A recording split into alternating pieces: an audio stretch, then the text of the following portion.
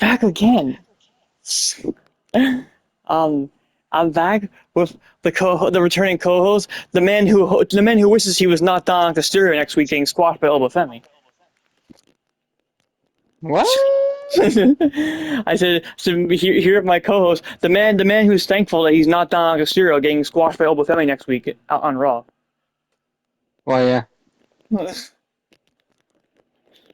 Yeah, we're back. Yeah. So this is kind of 2 weeks in a row of no SmackDown review. I've just been busy over the weekend. Yeah, Like I said, it's my this guy's NXT fault. review, my stepdad had like an emergency hospital related, and then basically over the weekend visited my grandpa's cemetery. It was emotional. He's been passed for 10 years, so it was a long busy weekend. And then we were helping open our pool and stuff. Me and my brother. So I was just too busy to record, honestly. Also, honestly though, it's a taped show. People already saw the spoilers probably online anyway. It was taped. So, like, honestly, like, people already probably knew what happened by the time we would have started. Yeah. But yeah, we're back now. Mm-hmm. I try not to miss the Raw one. Was like it's probably like the most eventful show of the week. My favorite wrestling show of the week. My favorite one of the week is NXT. But I think the most eventful one is Raw. Like the most stuff happens. The biggest stuff happens on Raw. My favorite one's NXT though. Yeah.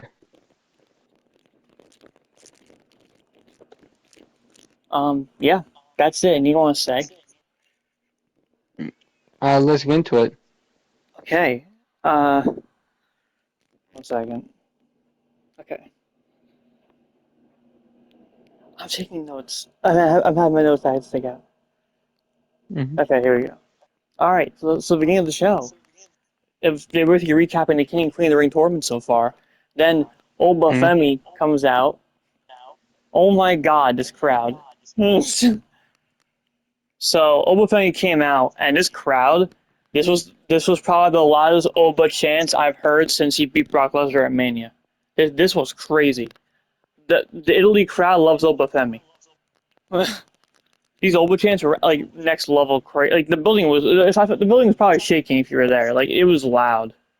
I was shocked but so happy. And as soon as I heard like how loud they were, the first thing I thought was, if you are not having this man win King of the Ring and beating Roman at SummerSlam, I don't know what we're doing. Listen to this reaction. This guy's the future. Yeah. He is your next big star. If this reaction keeps going and this push for him keeps going, like this will be your next top guy and like the future of your company right here. And he's good in the ring and good on the mic. The two things you need the most. He's good at both. The two things you need the most in a wrestler in this company, he's got both of those down pat. Mm. He's perfect. Like he's the guy. He's you need to build your future around. He's the guy. Mm-hmm. He's that guy, pal. He is that guy, pal. But yeah, that was my weekly glazing Oba Femi entrance segment of the show. All right, so he got on mic, and then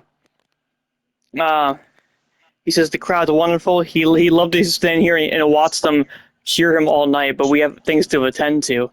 And then he says they have a lot to touch on.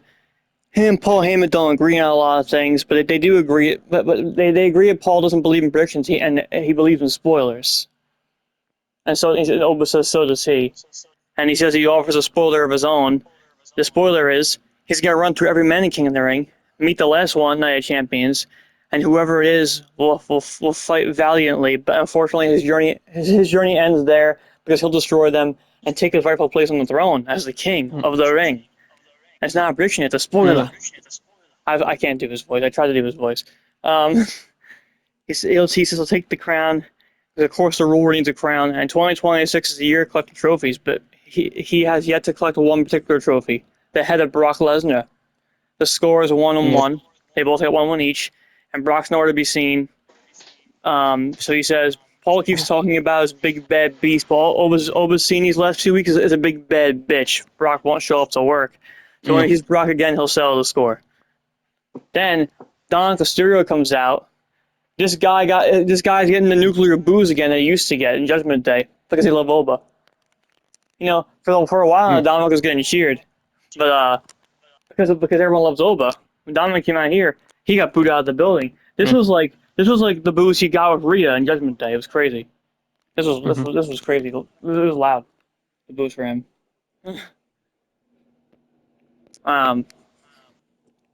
Yeah. Just like in Judgment Day in the past when he was in Judgment Day, he'll try lifting the mic and they booed him.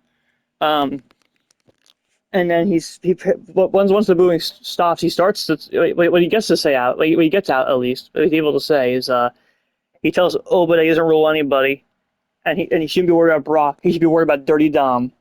And he says to Oba how long this is actually kind of funny. Dominik is like, Oba, you're a rookie. I've been here for 20 plus years. It's funny because he's counting when he was here as a kid of Ray. Dominik, he was like, I'm a 20 plus year veteran. It was funny because he's counting when the whole custody of Dominik last match of Rey Mysterio and Eddie Guerrero and all that, like when he was here as a kid, he's counting that as part of his career. Yeah. It's funny little stuff. So he was basically saying Oba's a rookie. And then he says Oba's been here for a cup of coffee, but he's a 20-year veteran in the game. He's the king of the luchadors, and once he's king of the ring, he'll rule over Oba too. So he wants Oba to make it easy, bend the knee, respect the stash. Then JD McDonagh comes out from behind a steel chair and hits Oba, but Oba just basically barely feels it. He doesn't even flinch. It was crazy. So he turns around and punches JD through the chair, and then basically Dominik gets one hit on Oba. He gets the 619. That's the only thing he's probably gonna hit on him, though. Then Oba destroys him with a dive. I mean, no, he catches Dominik in a dive and slams him to the ground. So he beats up Dominik and JD. He just beats them up and stands tall. Oh, and then this is a funny line too. Then he says, Dominik messed up tonight. We all know Rey Mysterio is your father, but next week Oba will introduce Dominik to his daddy. That was funny. Yeah, next week Dominik's gonna get murdered. He's gonna die. Yeah. Oba's gonna beat him in like a minute or two. He's gonna kill him. Yeah. Oba's getting to the finals because next week that match of Dominik, him and Oba, that's the semifinals. The winner of that goes to the finals of the tournament. So Oba's getting to the finals. Whoever wins on the other side of the bracket will face him in the finals. So Oba's definitely getting to the finals. My prediction, I think he's winning the whole thing, the whole tournament. I think Oba's winning it. I think he's challenging Roman at SummerSlam. I think he's gonna win and challenge Roman. That's my prediction for the tournament. For the women's side, I have no idea. For the men's, I think we're getting Oba Roman at SummerSlam. The way they're pushing this guy, they're just strapping the rocket to him. Then in the back, actually, wait, before I go to the next thing, anything you want to say about that? No, not really. All right. Then the back, Seth Rollins, the backstage interview. He has the crowd sing a song. He actually hasn't gotten to do this in a while because of the whole Vision feud, the Vision and Braun Breaker. It's been all serious and personal. He hasn't had time to be goofy Seth Rollins, so he had time to be the Joker Seth Rollins again. The Joker, the obnoxious Joker character again. And he had the crowd sing for him. Sure. I don't mind it. I actually do prefer him serious though. Like he's been most of this Braun Breaker feud. Serious. Seth is the best when he's serious, but his character's not terrible either.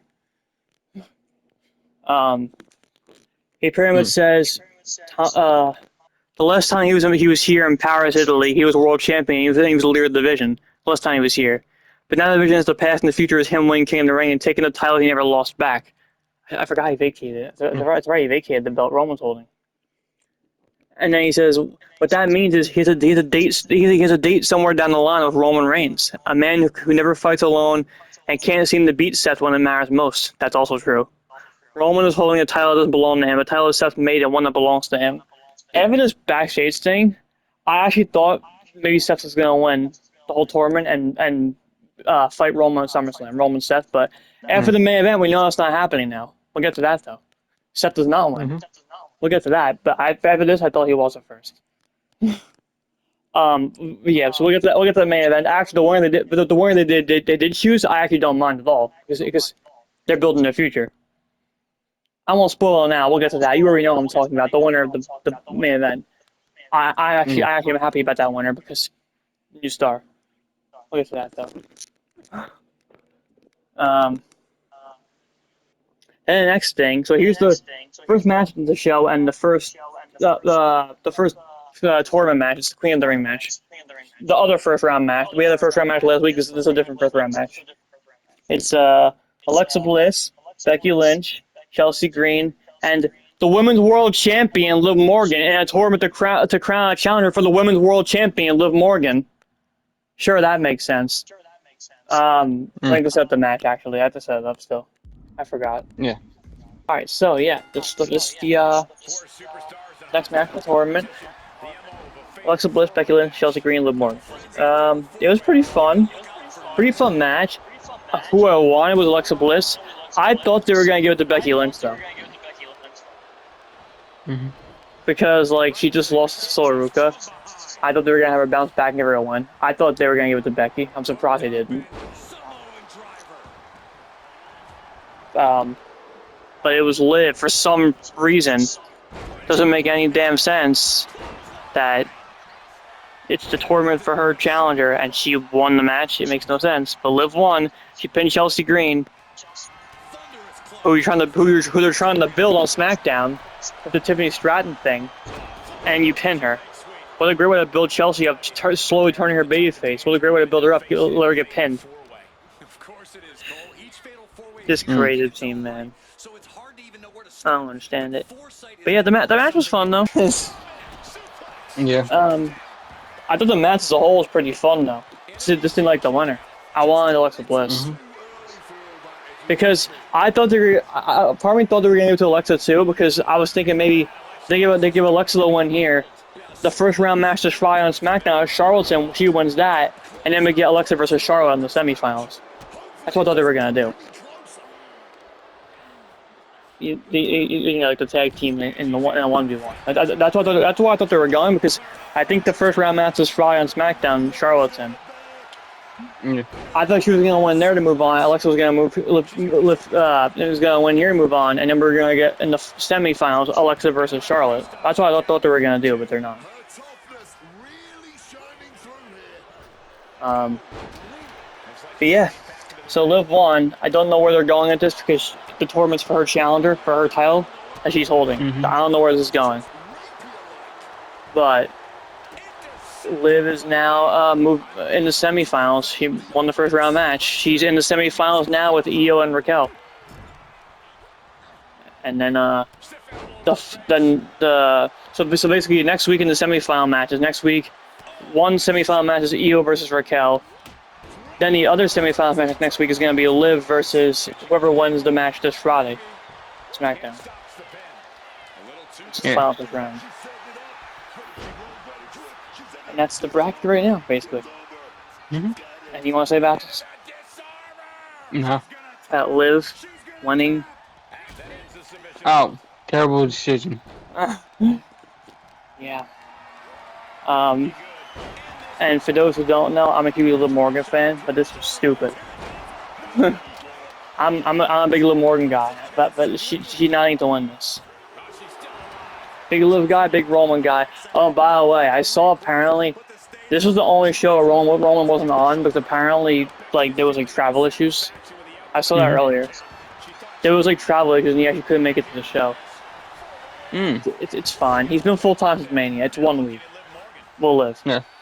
I guess pun intended. We'll live. I guess pun intended there. That wasn't even intentional.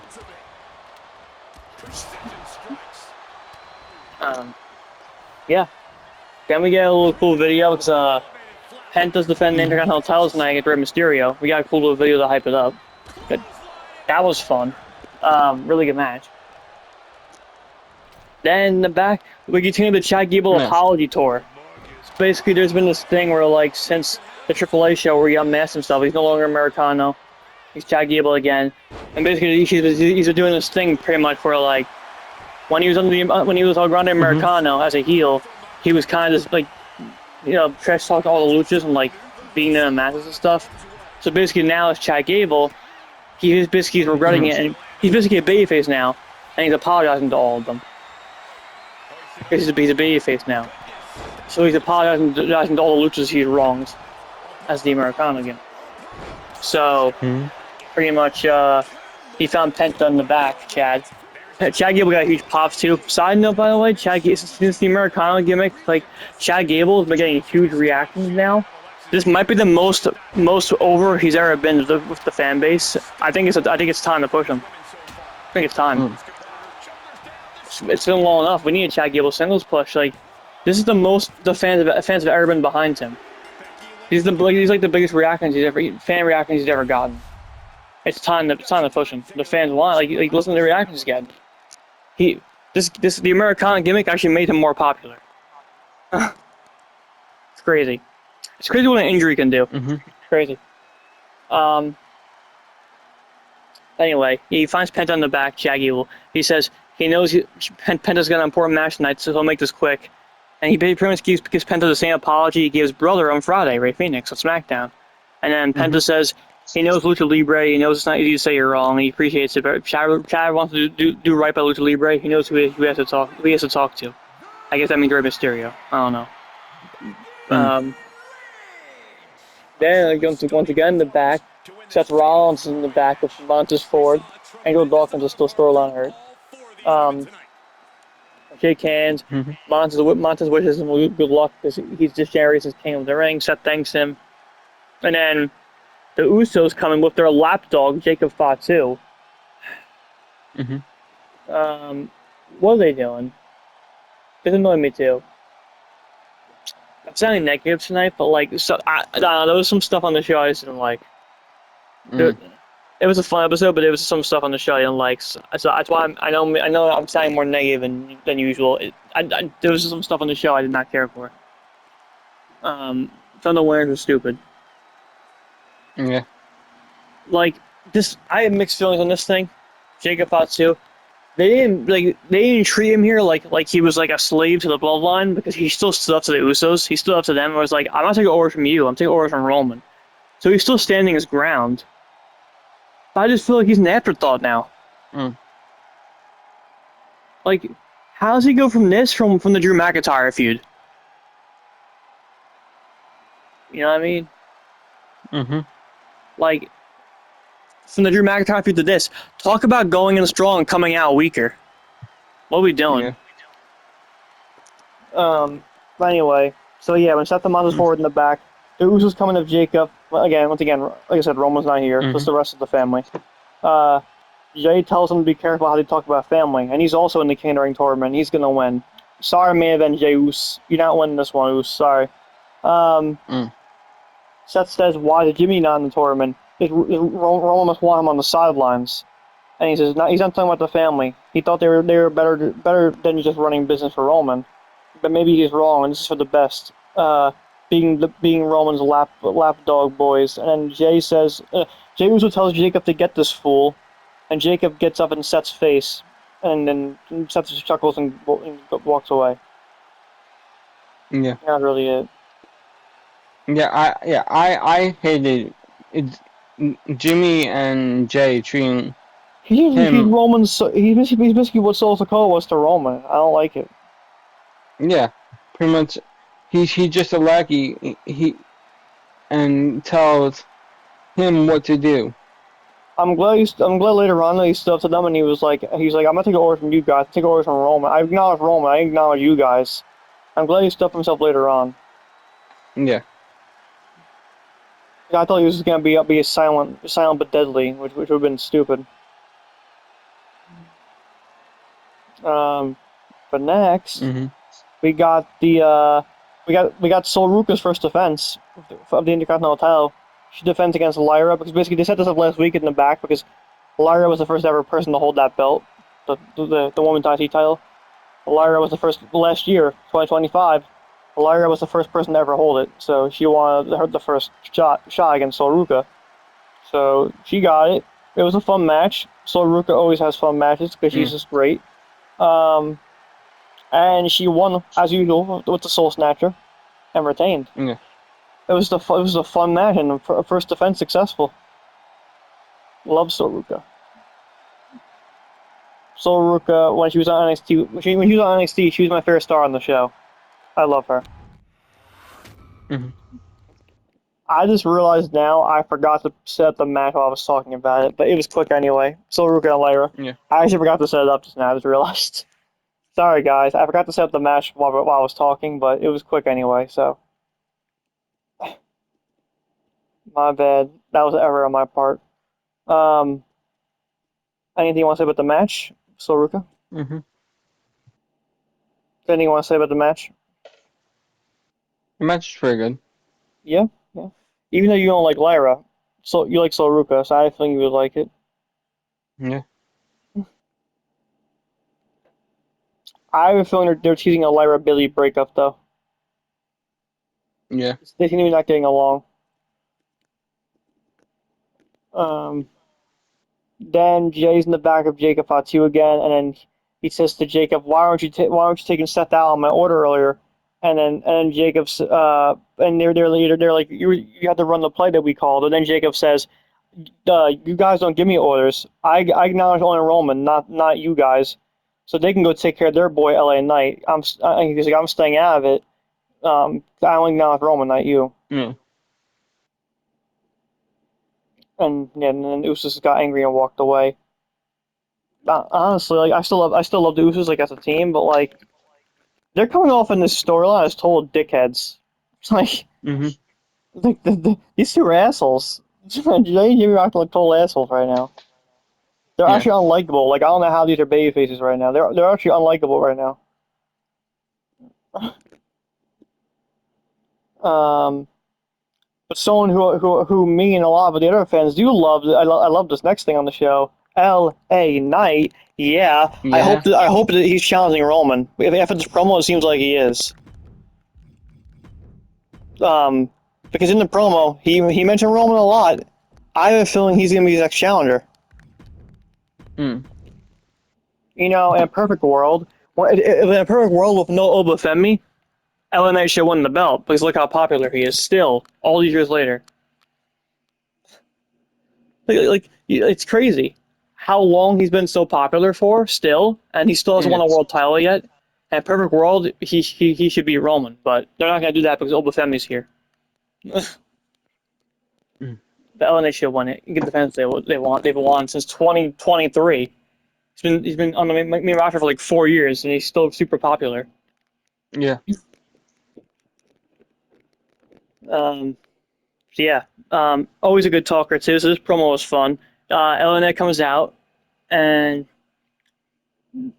he says, originally he's Friday SmackDown, King of the Ring, first round, Finn Balor, Royce Keys, Jey Uso himself. He's his name to people in the King of the Ring match on Friday that he's in.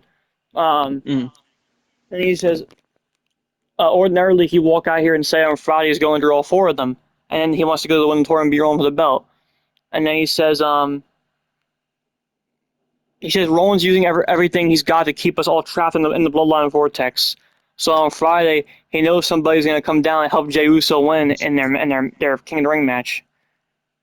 Yeah. Oh yeah, him and Jey are in that same match together. I forgot about that.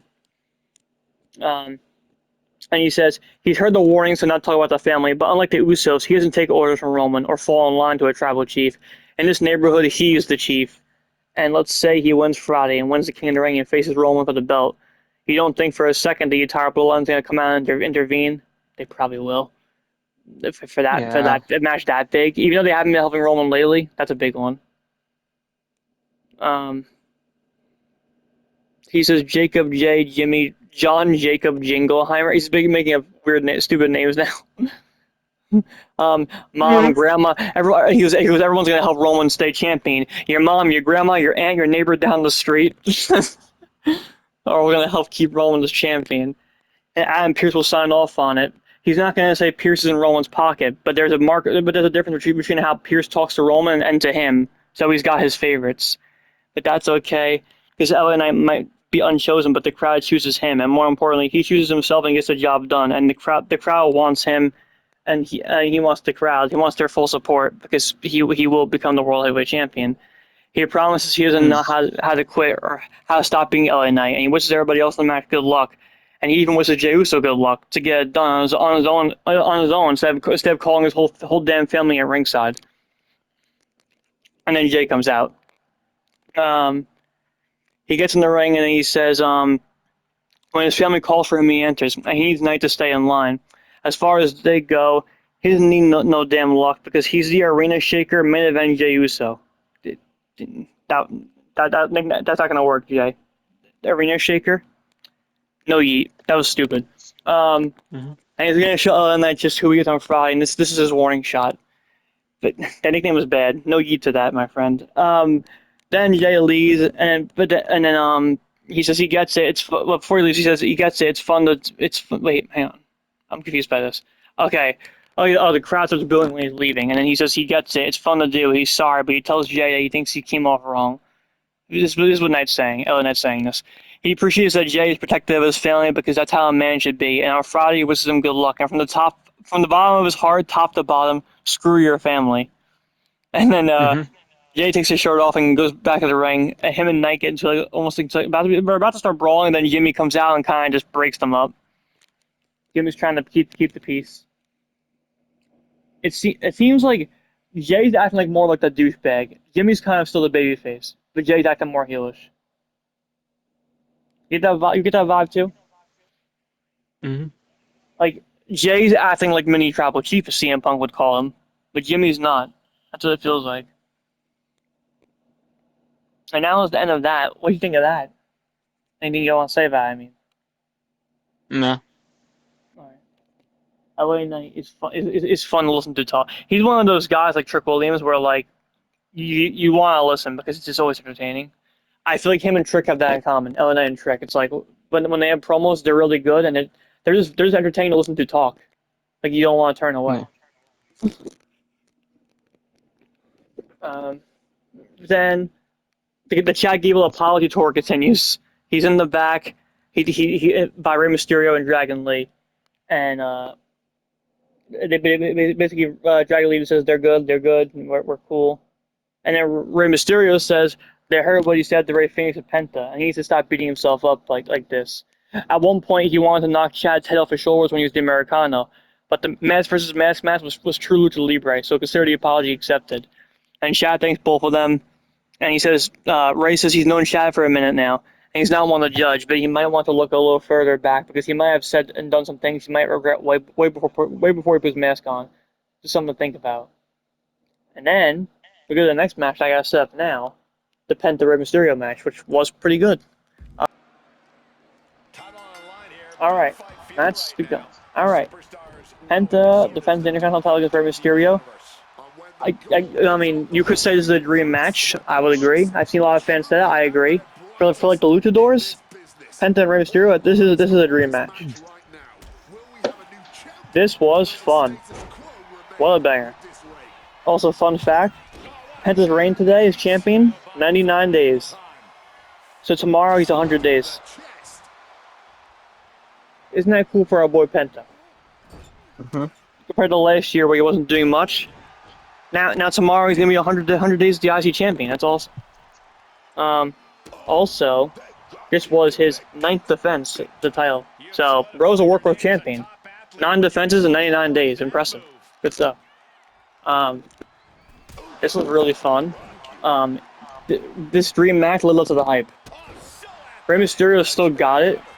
And the fact that he can still hang at the young luchas like Penta is impressive. This is good stuff. What else do I want to say about it? I don't remember. Oh, I remember now. So, I don't think I know your brother knows about this company, but I don't know if you do. Do you know what Lucha Underground is? Somewhat. Okay. Yeah, it's basically, so for those who don't know, it's an old indie promotion basically from years ago, and it's basically just it's almost like AAA. It's all luchas. It was a company years ago, but they went out of business. But they were really popular back in the day. They actually have their own YouTube channel right now. They're actually uploading old episodes right now, I think. But anyway, the reason why I'm bringing this up is because the last time these two wrestled was actually in Lucha Underground. I saw that earlier on Instagram. Isn't that a cool fact? These two actually have fought before. This was back during. Remember when Rey Mysterio left the WWE for a couple of years, like and went somewhere else for a few years. in those few years he was gone, he went to Lucha Underground. And while he was there, yeah, match at Penta. But Yeah. Penta was also there during those years. They were both in that company for a few years together, and they actually wrestled there. So this was their first match together since then. It's the Lucha Underground match. So it's been many years, but this is not the first time. It's the first time they fought in WWE, but not the first time they ever had a match. But yeah, so this is a little fun fact. They fought in another company before. It was cool to see it happen here. And yeah. So anyway, after the match, Penta retains. Should have mentioned this too. Penta retains. I mean, which is obviously like Rey Mysterio does not need this. He's a Triple H GM now. He don't need a title right now. Penta's the young star. His reign's not getting still yet. He's still a workhorse, having banger title defenses. No need to take it off him yet. So he retained. He's still champion. And then after the match, this team's still kind of a thing. The whole Ethan Page Rusev team that they've been doing, they come out and they basically start beating up Penta and Rey. Then Dragon Lee comes out to make the save, and then basically Rusev tears Rey's mask off. That was crazy. But then Chad Gable comes out to a huge pop. Chad Gable comes out and makes the save. Yeah. He attacks Ethan Page and Rusev out of the ring. And then Dragon Lee gets a towel to cover Rey's face, and he has no mask on now. And then Chad gets the mask and brings it over, and basically brings the mask to them. And because as we saw earlier, Chad's trying to make up for the things he did as Americana. Like he's babyface now. He's trying to help them. So he saved the Luchas, brought them over the mask. It was fun stuff. Could we see maybe Penta defend the belt against Chad Gable at SummerSlam? Possibly. Maybe this is a slow build to that, possibly. Could you see that happening? Yeah. Yeah. I could see it. I could see it being a title match at SummerSlam, which would be fun. I'd be totally for it. But yeah, this was fun. Like literally, Penta and the Intercontinental title division right now is my favorite thing on Raw. Every week is the most fun thing on the show to me. Every week for weeks now, whatever Penta's doing is my favorite thing on Raw. Like whatever every week, I'm looking forward to what he's doing the most. For right now, Penta for me right now is the highlight of Raw. It's the thing I'm looking forward to most. It's my favorite thing on the show every week. Whatever he's doing, because he's just so good, and his challengers are like. He's got a great selection of challengers right now. The IC title picture is stacked right now. He's got tons of good contenders. Penta's having a great reign so far. Penta's got so much good challengers he could defend against right now. Loving what he's doing, loving his title reign. Yeah. Anyway, then there's like a pre-tape video of EO because, as I said before, next week, the semifinal starts for Queen of the Ring, and it's Io versus Raquel Rodriguez. So Io Sky's a promo.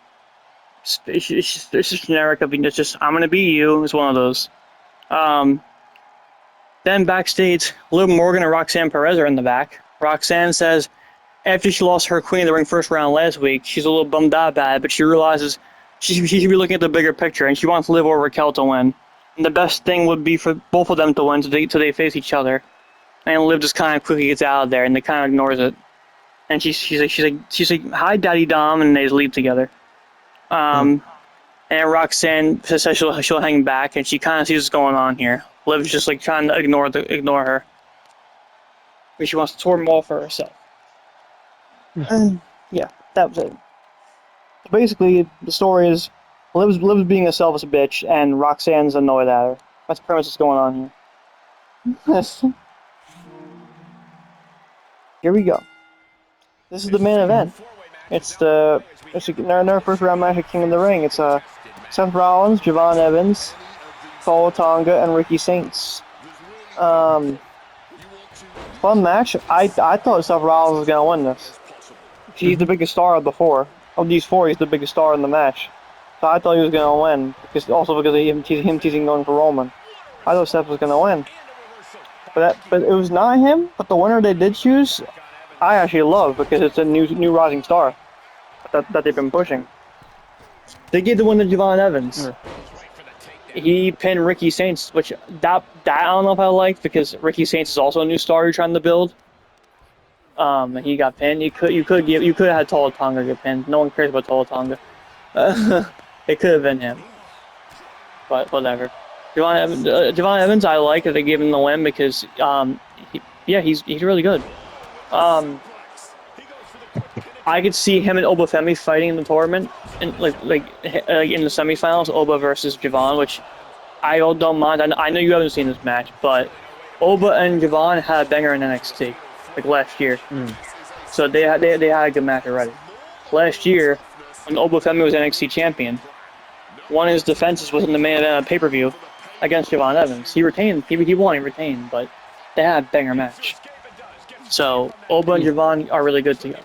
They had a banger NXT match, and now I hope to see it on the main roster. That could be awesome. But yeah, JeVon Evans won this match. It was a really fun match.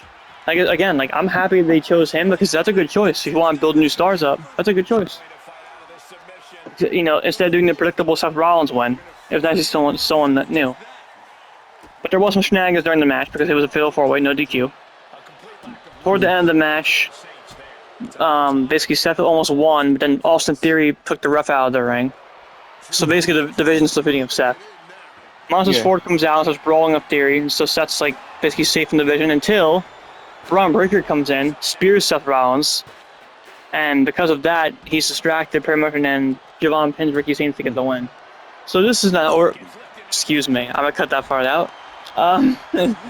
Seth and Braun is now over, which makes sense because they're now 1-on-1. Braun won his match at Backlash. Seth won the one on Raw last week in the main event, so they do have 1-1 apiece on each other. So now we gotta do a tiebreaker. Maybe it happens at Night of Champions. I don't know. I can see it happening there. Maybe they're gonna try to do one. They're probably gonna do one final match now. They're tied 1-on-1. Yeah. So Braun calls to set the match. So we're getting a third match of those two basically.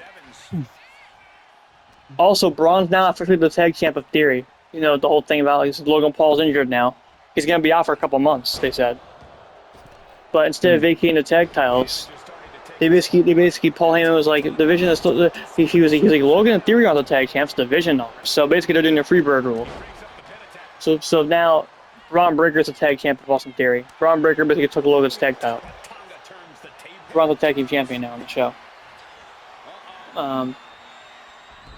But yeah, that was pretty much the match. It was pretty fun. And again, the division's not, she's not over. Braun said they're going to have a third match, probably. There's one other thing I wanted to mention, but I can't remember what it was. What the hell was it? It was about this main event, I think, but I don't remember what it was. Whatever, I can't remember. That was pretty much the show. I don't know if there's any news. I mean, it's not really news, more just something that I watched. Chris Van Vliet had LA Knight on this weekend. It was very entertaining. I listened to the work actually, the whole episode. For those who have not listened to it, it's his newest episode, his newest interview. Those who have not heard it yet, highly recommend it. It was a very entertaining listen. LA Knight was out of character too, so it was like the real him talking. I mean, he's not even really out of character on TV. It's really just him turned up. He's kind of chill like that, in real life too. He's tuned up to 100 on TV. But yeah, it's like the real LA Knight we get. In the interview, you could tell he's fully out of character. He's just being himself. And yeah, like I said, there's not really any news. It's kind of a slow news day. That's why I'm just talking about this instead. To give something at the end of the show. It's not really news, more just like a recommendation from me. For those who don't listen to Chris Van Vliet, he's for those who don't know him, he's a very famous wrestling interviewer. He's been doing this since 2008, when the PG era started. Yes, it's been that long. Since the PG era started. He's been doing interviews that long. He's actually been doing this for a long time. But he got more and more popular as the years went on because he kept getting bigger and bigger guests. And also, he started out interviewing Hollywood actors. But he's been a lifelong wrestling fan since he was a kid. So he started doing those interviews, and that's what got him big, made him popular. Mm. So yeah, that's his newest episode / interview, from, like this past week, LA Night. Highly recommend. Everyone give it a listen. It was really entertaining, fun listen. Again, him and Cocker, the real him. But yeah, that's really it. Anything you want to say? Comment down below who you think's going the King of the Ring or Queen of the Ring. Yeah. My picks right now, as of right now, for the men's, I'm picking Oba Femi. And for the women's, maybe Charlotte. I know you won't like that, but they have, since you called out Rhea on SmackDown, I think they kind of teased it. I think it might be Charlotte. Mm. I have a feeling. It's because because he called out Rhea on SmackDown. I think that was kind of a tease of what we're gonna get. Yeah. But yeah, that's it. See you guys next one. Oh, actually no. Yeah, what am I saying? So I'll be back tomorrow for NXT, and then we'll be back together. Hopefully this time will actually be good for SmackDown. I know the last 2 weeks has been rough, but I'm gonna try to be here for SmackDown this week. Yeah, so we'll see what happens. Next week I don't know because next week I mean I'll still be recording next week. I'm just saying next week you already know about this. I'll be having a friend visiting New York.